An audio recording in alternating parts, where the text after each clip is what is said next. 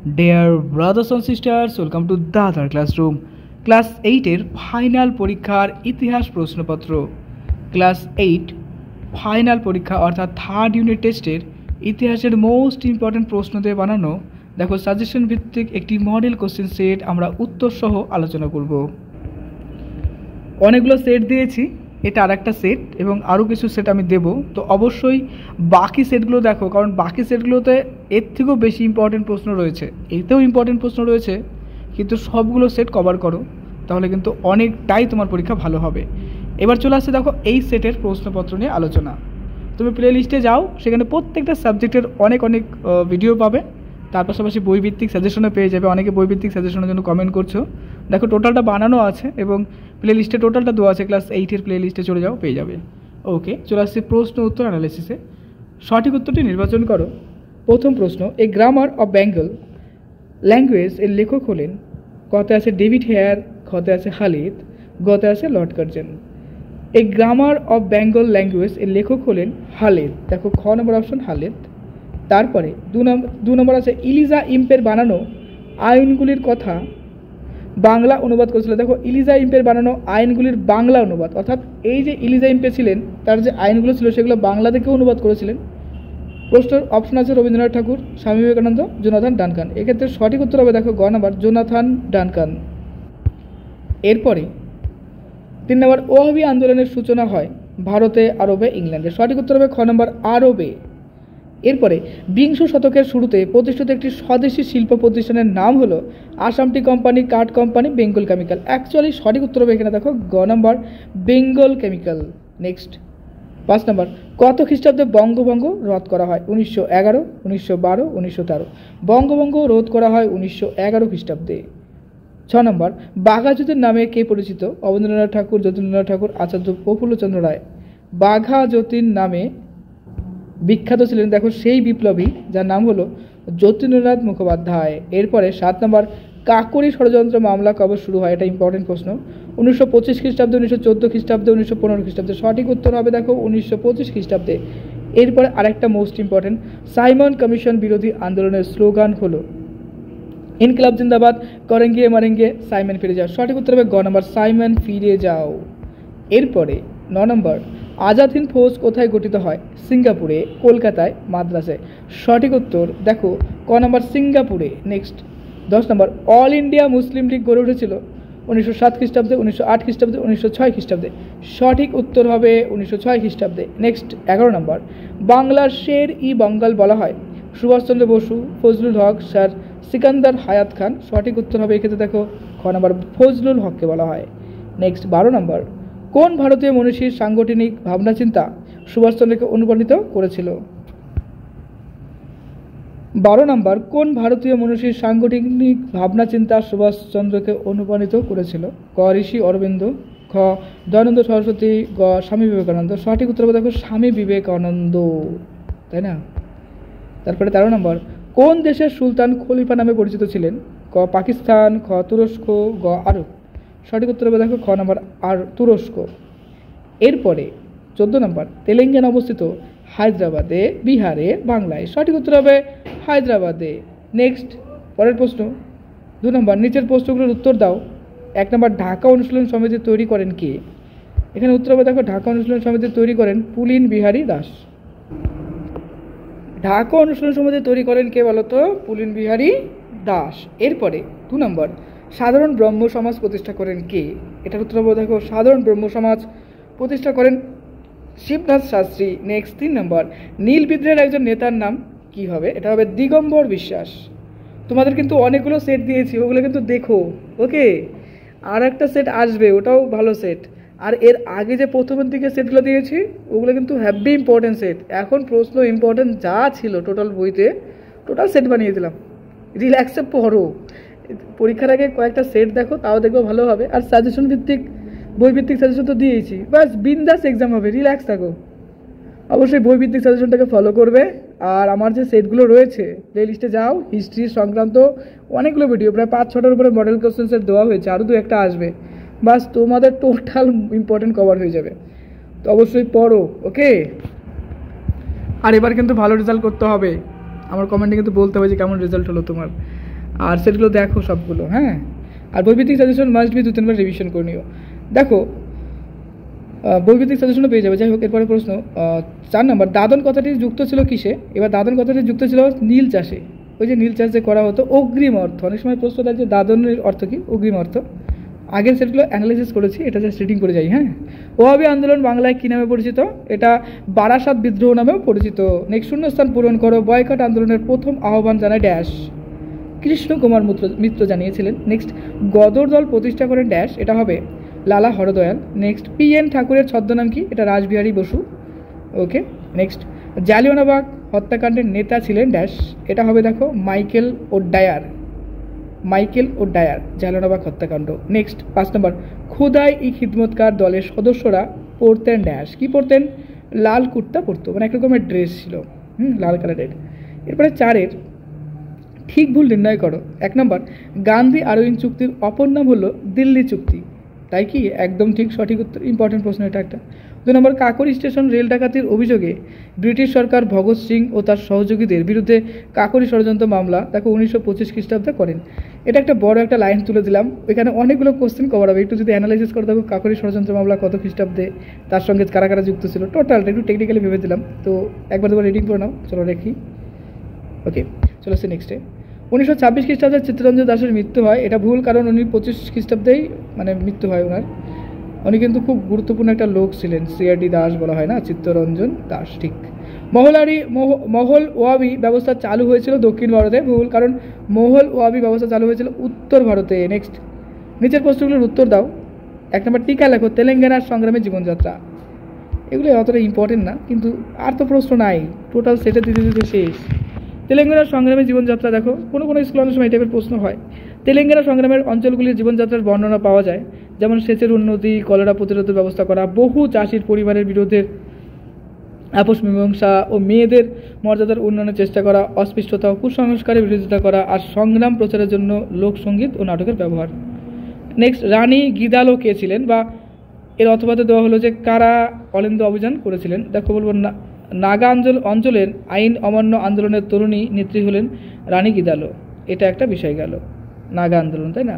Next, 1930 খ্রিস্টাব্দের 8ই December বিনয় বসু, বাদল গুপ্ত, তাহলে প্রশ্ন কি হলো? বিনয় বসু, বাদল গুপ্ত ও দীনেশ গুপ্ত অলিন্দ অভিযান করেছিলেন। Next, a nation in making গ্রন্থটি কার আত্মজীবনী? Poverty and un-British rule in India গ্রন্থের লেখক কে? উত্তর হবে দেখো এ নেশন ইন মেকিং গ্রন্থটি সুরেন্দ্রনাথ বন্দ্যোপাধ্যায়ের লেখা আত্মজীবনী। খুব সুন্দর লেভেলের একটা মানুষ। Poverty and un-British rule in India গ্রন্থের লেখক হলেন দাদাভাই নৌরোজি। ইনিও খুব বিখ্যাত, মানে আমাদের সবই কিন্তু ফ্রিডম ফাইটারের মধ্যে পড়ে এনারা। আর এনারাই কিন্তু আমাদের নবজাগরণের একটা বলবো কন্ডারি, এনারাই কিন্তু সচেতন করেছিল, তাই না? মানে ব্যাপারগুলো, তাই না? এরাও প্রচুর হাইলি এডুকেটেড লোক ছিল তখনকার সময়। তারপরে 4 নম্বর, সংবাদপত্র ও জনমত গঠন সম্পর্কে যা জানো লিখো। একদম রিল্যাক্সে পড়বে এটা। ভারতীয় জনমত গঠনের সংবাদপত্রের ভূমিকা ছিল বিশেষ গুরুত্বপূর্ণ। মানে দেখো, সংবাদপত্র যদি এমনিতে সংবাদপত্র যদি আমরা পড়ি কিনা, অনেক রকমের তথ্য জানতে পারি, কোনটা ন্যায় অন্যায় এটা তো জানতে পারি না। একসময় অন্যায় হলে কিন্তু মানুষের যৌথ যোগ হয়ে যায়, একটা অন্যায়ের বিরুদ্ধে একটা দল গঠন হয়, তাই না? আলটিমেটলি তার বিরুদ্ধে কিন্তু কিছু প্রতিবাদ হয়। এমনকি যদি ভাবো, এটা প্রত্যেকটা ফিল্ডে তুমি পাবা। সেই অনেক দিন ধরে চলছে। ব্রিটিশ আমলের কথা ভাবো, ব্রিটিশরা অন্যায় টন্যায় করছে, সেটা ধীরে ধীরে মানুষের মধ্যে প্রচার হলো, মানুষের মধ্যে ইউনিটি বাড়লো, বাস আলটিমেটলি ফল কিন্তু একতা হওয়ার পরে কী হলো? স্বাধীনতা সংগ্রাম হয়ে গেল। শিক্ষা ও সমাজ সংস্কারের ক্ষেত্রেও সংবাদপত্রগুলির অবদান অপরিসীম। 1780 খ্রিস্টাব্দে ইংরেজ ব্যবসায়ী James August Hicky Bengal Gazette নামে প্রথম একটি সাপ্তাহিক পত্রিকা প্রকাশ করেন। নির্ভীক ও নিরপেক্ষভাবে সংবাদ পরিবেশনের ফলে হিকি কোম্পানি প্রশাসনের বিরাগ ভাজন হন। মানে এমন কিছু লিখতো যে কোম্পানি ওনাকে অতটা করতো না, চয়েস করতো না, এরকম একটা পর্যায়ে গেছে। এবার সংবাদপত্রে যারা হয় তারা তো নিরপেক্ষ হয়, তো এটা হচ্ছে বিষয়। তিনি নিরপেক্ষ ছিলেন। শ্রীরামপুরের মিশনারি মার্সম্যানের সম্পাদনায় 1818 খ্রিস্টাব্দে বাংলা ভাষায় প্রথম মাসিক পত্রিকা দিগদর্শন ও সাপ্তাহিক পত্রিকা সমাচার দর্পণ প্রকাশিত হয়। ভারতীয় সমাজ সংস্কারদের অনেকেই বিভিন্ন সংবাদপত্র প্রকাশ এবং সম্পাদনার কাজে নিযুক্ত ছিলেন। মানে তৎকালীন সময়ে প্রচুর লোক কিন্তু ধীরে ধীরে ধীরে ধীরে কী করে, সংবাদপত্র যেটা আছে সেটার মধ্যে কিন্তু প্রকাশ করে। আমরা তখন দৈনিক পত্রিকা পড়ি, কিন্তু তখনকার দিনে কিছু কিছু পত্রিকা ছিল কীরকম বলতো, সাপ্তাহিক, মানে এক সপ্তাহ পরে বেরোতো, এক মাসে পরে বেরোতো মাসিক পত্রিকা। আমাদের এখনও এই টাইপের পত্রিকা আছে। বারাসাত বিদ্রোহ সম্পর্কে যা জানো লিখো। দেখো তিতুমিরের আন্দোলন, স্থানীয় জমিদার নীলকর, এটা ইম্পর্টেন্ট কিন্তু, হ্যাঁ বারাসাত ইম্পর্টেন্ট, এটা মাধ্যমিকের জন্য ইম্পর্টেন্ট প্রশ্ন জানো। চলো একটু পড়ি, গল্পের মতো করে পড়ি। তিতুমিরের আন্দোলন স্থানীয় জমিদার নীলকর ও ব্রিটিশ প্রশাসনের বিরুদ্ধে সংগঠিত হয়। মানে তিতুমির কী করেছিলেন? এই সমস্ত লোকের বিরুদ্ধে আন্দোলন করেছিল। কেন?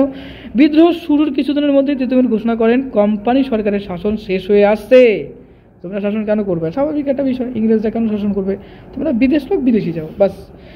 বারাসাত অঞ্চলে একটি বাঁশের কেল্লা বানিয়ে নিজে বাদশাহী উপাধি নেন তিতুমির। মানে একটা বাঁশের কেল্লা বানানোর পর কী হলো, নিজেকে বাদশাহ উপাধি দিলেন যে আমি আমার এলাকার বাদশাহ। নারকেলবেড়িয়া বা বারাসাত বিদ্রোহ দমন করার জন্য ব্রিটিশ বাহিনী কামান থেকে বাঁশের কেল্লা ধ্বংস করে দেয় 1831 খ্রিস্টাব্দে। দেখো এইটা কিন্তু অনেক সময় প্রশ্নে দেয়, কোনটা বলো তো? এই যে বাঁশের কেল্লা কীভাবে ধ্বংস, না দাঁড়াও এখানে একটা আছে, এই যে নারকেলবেড়িয়া বারাসাত বিদ্রোহ দমনের ওইগুলো কী কী, এটা মাধ্যমিকের জন্য অনেক ডিটেলস পড়তে লাগে, কারণ আমি সাজেশনগুলো বানাচ্ছিলাম, আমি তখন দেখতেছিলাম বাবা কি ইম্পর্টেন্ট প্রশ্ন এগুলো। তারপরে 6 নম্বর, কোন কোন অঞ্চলে মাদ্রাজ প্রেসিডেন্সির অন্তর্ভুক্ত ছিল? এটা ইম্পর্টেন্ট প্রশ্ন। মাদ্রাজ প্রেসিডেন্সির অন্তর্ভুক্ত ছিল তামিলনাড়ু, কর্ণাটক, কেরালা, অন্ধ্রপ্রদেশ, উড়িষ্যার কিছুটা অঞ্চল। মাদ্রাজ প্রেসিডেন্সির ঋতুর ভিত্তিতে দুটি কেন্দ্র থেকে কাজ পরিচালিত হতো, গ্রীষ্মকালে উটা কামুন থেকে আর শীতকালে মাদ্রাজ থেকে, মানে দুটো সেক্টর। আচ্ছা তোমরা না অনেকে SMS করছো হোয়াটসঅ্যাপে, দেখো আমি কিন্তু নতুন ব্যাচ শুরু করব, এই ধরো তোমাদের পরীক্ষার রেজাল্ট হবে তারপরে, তো এই মুহূর্তে এগুলো নিয়ে ভেবো না, যখন ব্যাচ শুরু করব তখন হবে, গল্প হবে, সবই হবে। তুমি এই মুহূর্তে টোটাল পড়াশোনার মধ্যে খেয়াল করো, এই যে সেটগুলো দিচ্ছি সেটগুলো দেখো, বইভিত্তিক সাজেশনগুলো দেখো, আর যতটা পারো রিভিশন করো। পরীক্ষার আগে একটাই মাত্র কথা হবে, রিভিশন রিভিশন রিভিশন রিভিশন করো, পরীক্ষা ভালো হোক, তারপর এগুলো নিয়ে ভাবা যাবে। হ্যাঁ ওকে। আর গ্রুপ থাকলো তো চিন্তা নাই, এরকম হবে না, বন্ধ আশা করি করবো না, তোমরা রিল্যাক্সে পরীক্ষাটা দাও, তারপরে হবে। অনেকে কল করছো, আমার টিমের মেম্বারগুলো বলছিল, তো কোনো ব্যাপার না, অবশ্যই কল করবে, কেন করবে না, কিন্তু এই মুহূর্তে সব অফ করে পড়াশোনা করো। হ্যাঁ সব কিছু ঠিক হবে, চিন্তা নেই। আমি নতুন ব্যাচে খুলবো, 9-এর সিলেবাস অনেক হার্ড, আমাদের খুব ধীরে ধীরে চলতে হবে 9টা, এবং খুব ঠান্ডা মাথায় বুঝতে হবে, কারণ 9-এর সিলেবাসটা অনেক হার্ড। ওকে চলে আসতে দেখো, টিকা লেখো রানী ঝাঁসি বাহিনী, এটাতে পড়বো রানী ঝাঁসি বাহিনী কংগ্রেসে থাকাকালীনই সুভাষচন্দ্র ফৌজের রানী ঝাঁসি বাহিনী ছিলেন। যাই হোক, কংগ্রেসে থাকাকালীন সুভাষচন্দ্র ফৌজের ক্ষেত্রে একটা বাহিনী ছিল, তার নাম হচ্ছে রানী ঝাঁসি বাহিনী। যাই হোক, অন্যতম নজির আজাদ হিন্দ আন্দোলনে নারীদের যোগদানে ভারতীয় জাতীয়তাবাদী নারীদের সামরিক কাজে অংশগ্রহণ নিয়ে ভাবনা চিন্তা করেছিলেন। ভাবা যায়, নারীরাও যে আমাদের দেশের স্বাধীনতাতে গুরুত্বপূর্ণ ভূমিকা পালন করেছে, তার প্রমাণ কিন্তু এটার থেকে বোঝা যায়, তাই কি না? আমাদের দেশ আগের থেকে, আমাদের ইন্ডিয়া, আমাদের ভারতবর্ষ আগের থেকেই মহান একটা দেশ, তাই না? আমরা বলি না জয় হিন্দ, তাই না? I love my India. অবশ্যই আমি আমার দেশকে ভালোবাসবো, তুমি তোমার দেশকে ভালোবাসবে, আমরা সবাই আমাদের দেশকে ভালোবাসবো। দেশের ঊর্ধ্বে কোনো কিছু হতে পারে? সে যাই যেই বলুক না কেন, সবার আগে দেশ, তারপরে দেখবো বাকিটা, তাই না? চলো পড়ি। পরে আজাদ হিন্দ বাহিনীতে তিনি নারী সৈনিক তৈরি করার উদ্যোগ নেন। এখনও তো আমাদের যদি বলো পুলিশে, যদি বলো আর্মিতে, বলো ডিফেন্স সিস্টেমের প্রত্যেকটা সেক্টরে কিন্তু যদি দেখো, এমনকি এয়ার ফোর্সেও যদি দেখবা, তাহলে কিন্তু নারীরা যথেষ্ট এগিয়ে আছে। আর এখন তো আমি যেটা লক্ষ্য করি মাঝে মাঝে, কিছু কিছু ক্ষেত্রে ছেলেদের থেকে দেখি মেয়েরা বেশি পড়াশোনাতে বেশি কেয়ারফুল। না আমিও ছেলে, কিন্তু ঠিক আছে, তো আমার কেন জানি মনে হয়, আবার অনেকে বলবে যে সাপোর্ট করছে, সাপোর্ট না, এখন কেন জানি মনে হয় ছেলেদের থেকে মেয়েরা বেশি পড়াশোনাতে বেশি আগ্রহী, এটা মনে হয়।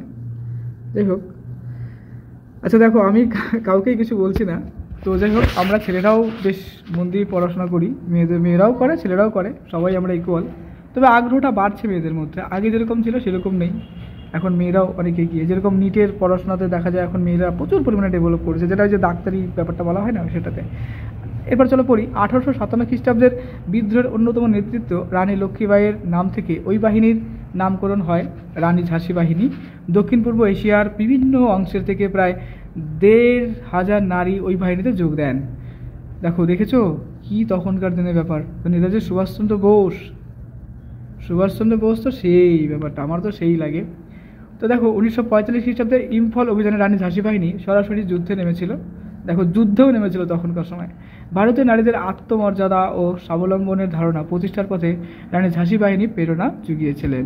চলে আসছে নেক্সটে, টিকা লেখো মুন্ডা উলুগালান করবো। উপজাতীয় কৃষক বিদ্রোহ অন্যতম বড় উদাহরণ হলো বিরসা মুন্ডার নেতৃত্বে মুন্ডা উলুগুলান বা মুন্ডা বিদ্রোহ। দেখো 1899 থেকে কি বলেছে, 1900 খ্রিস্টাব্দ পর্যন্ত।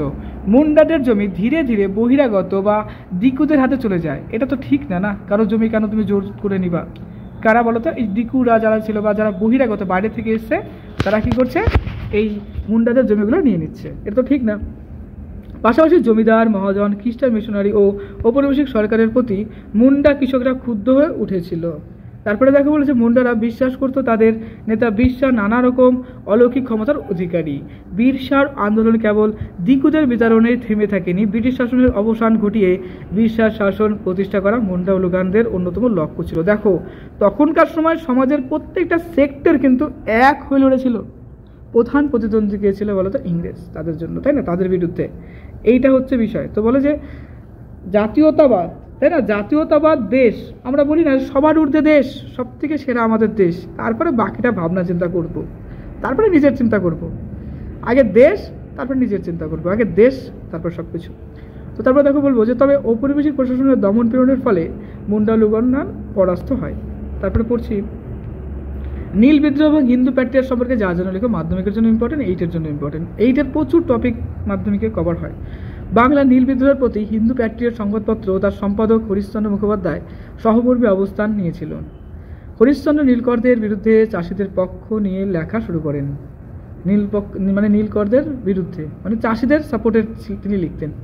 মানে ইংরেজদের বিরুদ্ধে ব্যাপারটা বলছে। নীলকর বলতে তো ইংরেজদেরকে বোঝানো হতো, নীলকর সাহেব যাকে বলা হয়।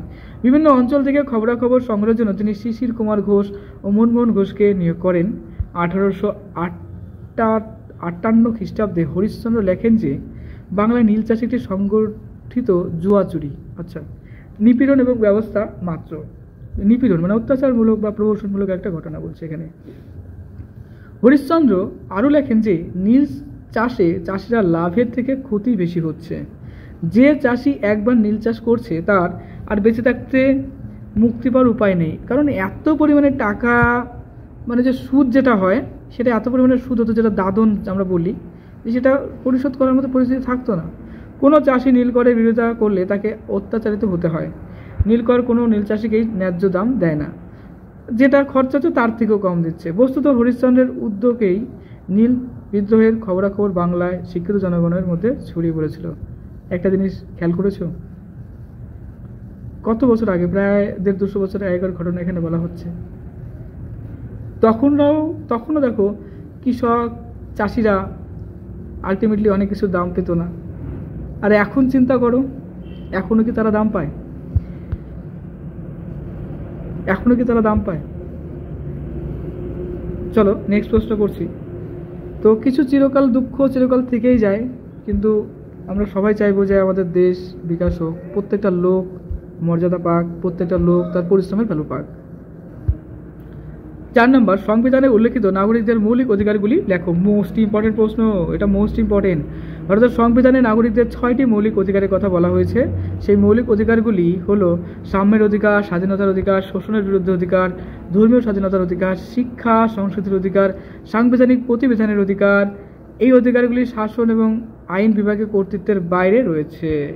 তাই সংবিধান দ্বারা সুরক্ষিত এই অধিকারগুলিকে মৌলিক অধিকার বলা হয়। এই অধিকারগুলি ক্ষুণ্ণ হলে ভারতের যে কোনো নাগরিক আদালতের দ্বারস্থ হতে পারেন। অ্যাকচুয়ালি প্রত্যেকটা মানুষ কথা বলার অধিকার রয়েছে, পড়াশোনার অধিকার রয়েছে, right to speech, right two education, তাই না? তো তার জন্য তো আমাদের দেশটা স্বাধীন হয়েছে।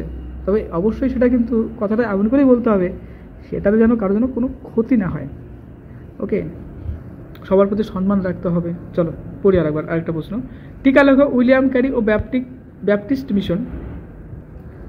1800 খ্রিস্টাব্দে ফোর্ট উইলিয়াম কলেজের পাশাপাশি শ্রীরামপুরে ব্যাপটিস্ট মিশন স্থাপন করা হয়েছিল। শ্রীরামপুরে মিশনারিরা ব্রিটিশ কোম্পানির তরফে শিক্ষা বিস্তারের বিভিন্ন উদ্যোগে সামিল হন। নিজেদের মুদ্রণ যন্ত্র বসিয়ে তারা বাংলা ভাষায় বিভিন্ন লেখা ছাপাতে শুরু করেন। শ্রীরামপুরের মিশনারিদের মধ্যে সবথেকে উল্লেখযোগ্য ছিলেন উইলিয়াম ক্যারি। তিনি ভারতীয় মহাকাব্যগুলি ইংরেজি ভাষায় অনুবাদ করেন। তাছাড়া বাইবেলের একটি অংশকে বিভিন্ন ভারতীয় ভাষায় অনুবাদ করেছিলেন ক্যারি।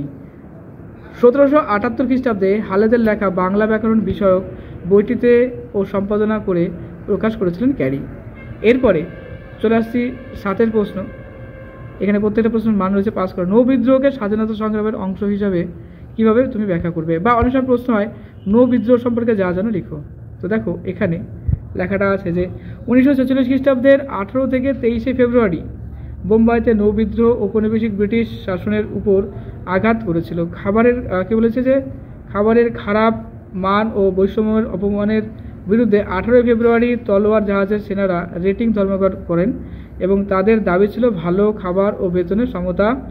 তারা পাশাপাশি আজাদ হিন্দ বাহিনী ও অন্যান্য রাজবন্দীদের মুক্তির দাবিও তারা তুলেছিলেন। সমস্ত রাজনৈতিক দলের পতাকা তারা জাহাজের মাস্তুলগুলিতে উড়িয়ে দেন। কিন্তু ব্রিটিশ প্রশাসন চূড়ান্ত দমননীতির মাধ্যমে নৌবিদ্রোহকে থামানোর চেষ্টা করে, ফলে ধর্মঘট প্রতিবাদ দ্রুতই সংঘর্ষের রূপ পায়। নৌবিদ্রোহীদের সমর্থনে ভারতের নানা জায়গায় ছাত্র, যুব ও সাধারণ মানুষ পথে নামেন, অথচ কংগ্রেস বা মুসলিম লীগ নৌবিদ্রোহের থেকে সমর্থন সরিয়ে নেয়। এমনকি মহাত্মা গান্ধীও ওই বিদ্রোহের বিরোধিতা করেন। আজাদ হিন্দ বাহিনীর মতোই নৌবিদ্রোহীরাও ব্রিটিশ শাসনের বিরুদ্ধে সংঘবদ্ধ হয়েছিলেন, বলে তাদেরও ওই একই সম্মান প্রাপ্য ছিল। নেক্সট হলো উত্তর ভারতের চিপকো আন্দোলন সম্পর্কে যা জানো লিখো। উত্তর ভারতের চিপকো আন্দোলন, উত্তর ভারতে দেখো হিমালয়ের ঘন অরণ্য ধ্বংসের হাত থেকে আটকাতে সংগঠিত হয়েছিল চিপকো আন্দোলন। উপনিবেশিক জঙ্গল আইনের বিরোধিতা ও ওই অঞ্চলে অনেক দিন ধরেই ছিল। জঙ্গলের অধিকার সাধারণ মানুষের এই ছিল আন্দোলনের দাবি। 1970-এর দশক থেকে গাছ কাটার বিরুদ্ধে জনগণের বিক্ষোভ জোরদার হয়। গাছ কাটা আটকাতে জনগণ গাছকে জড়িয়ে ধরে থাকতে। আন্দোলনের ওই পদ্ধতি থেকে চিপকো অর্থাৎ জড়াও নামটি এসেছিল।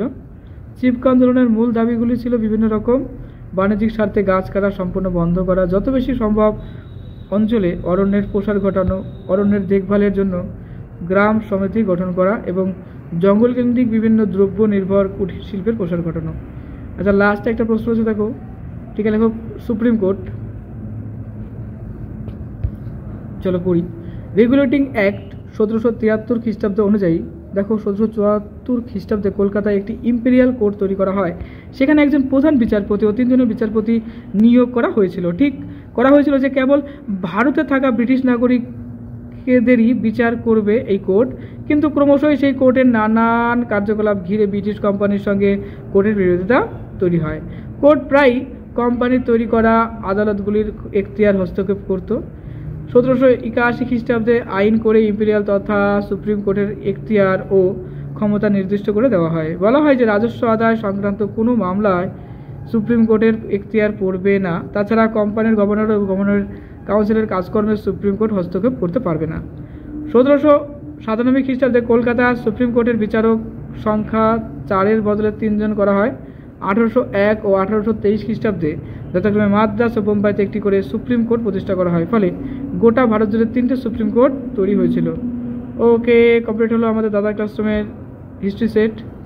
এর আগে অনেকগুলো সেট দিয়েছি, অবশ্যই সেই সমস্ত সেটগুলো দেখো আর মন দিয়ে প্রিপারেশন করো, সব থেকে টপ রেজাল্ট করো। Best of luck for your best exam.